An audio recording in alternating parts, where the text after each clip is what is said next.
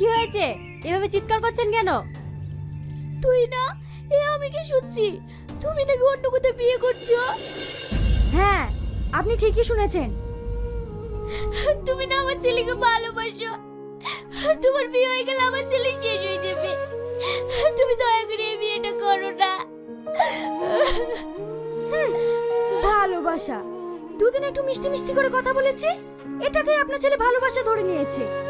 আমি আপনার ছেলেকে ভালোবাসি না, আর আমি আপনার ছেলেকে কোনোদিনই বিয়ে করতাম না। তুমি কি বলছো মা? আমি তোমার হাত ধরছি, তুমি দয়া করে আমার ছেলের জীবনটা নষ্ট করো না। ছাড়ুন। দেখুন, আমি আপনার ছেলেকে চিনি না, আপনি এক্ষুনি বাড়ি থেকে চলে যান। না মা, তুমি এটা করতে পারো না।